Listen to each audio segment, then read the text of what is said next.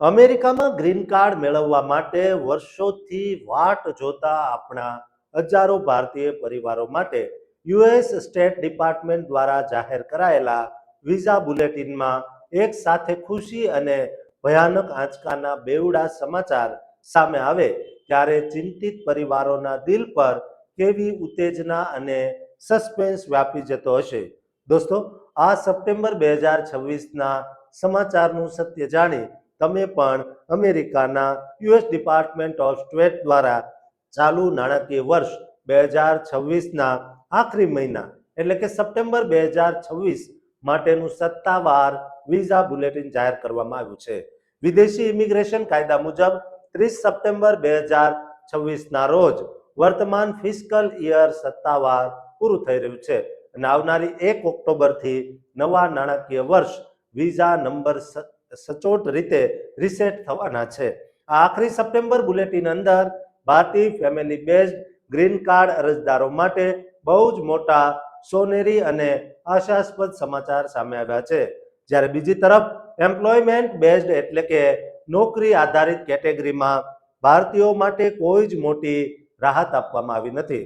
જો આપણે family sponsored શ્રેણીના ફાઇનલ એક્શન ડેટ્સ એટલે કે ચાર્ટ એ ના આંકડાઓ પર નજર કરીએ તો નાણાકીય વર્ષ પૂરું થતા પહેલા બાકી રહેલા વિઝા નંબર્સનો ઉપયોગ કરવા માટે આ કેટેગરીઓમાં બહુ મોટી આગળની છલાંગ જોવા મળી છે.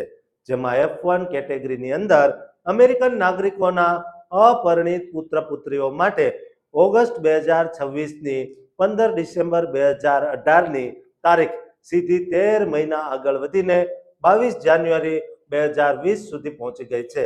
સાથોસાથ F2A કેટેગરીમાં પરમેનન્ટ રેસિડેન્ટના પત્ની અને નાના બાળકો માટેની તારીખ 1 મહિનો આગળ વધીને 22 ઓગસ્ટ 2026 થઈ છે.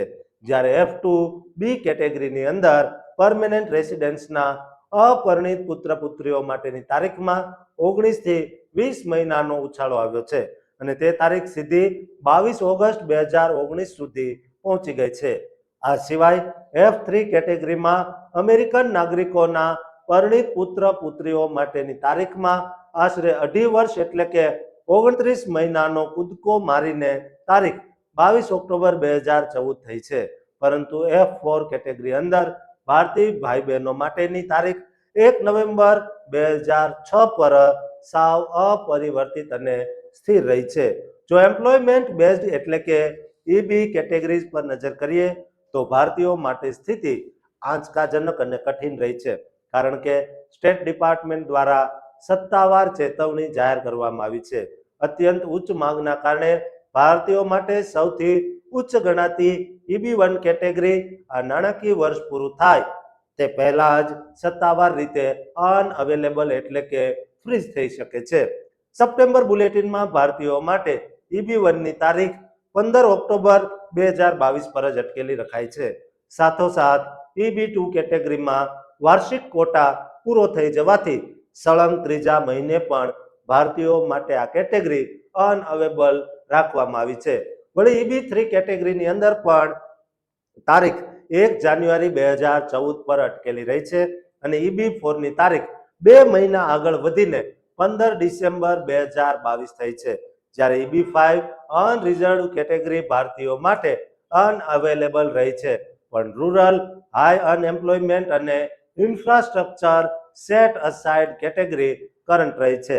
સત્તાવાર ડેટા મુજબ નાણાકીય વર્ષ 2026 માટે એમ્પ્લોયમેન્ટ બેઝડ વૈશ્વિક લિમિટ 1,86,317ની છે અને ભારત માટે પર કન્ટ્રી લિમિટ આશરે 28,862 થી 29,136ની વચ્ચે રહે છે. ચાર્ટ બી ડેટ્સ ફોર ફાઇલિંગમાં પણ ફેમિલી કેટેગરીમાં પ્રગતિ થઈ છે અને ઇમિગ્રેશન નિષ્ણાતોના મતે ઓક્ટોબર 2026ના નવા બુલેટિનમાં નવા નાણાકીય વર્ષ 2027ના નંબર સાથે EB2 અને EB5 ઇન્ડિયા ફરીથી નવી તારીખો સાથે ખુલશે, જેથી તમામ લોકો માટે સજાગ રહેવું અતિ અનિવાર્ય છે. દોસ્તો, અમેરિકામાં વસતા તમામ ગુજરાતી ભારતીયને આ વિડીયો શેર કરજો અને આ ચેનલને સબસ્ક્રાઇબ કરવાનું ચૂકતા નહીં.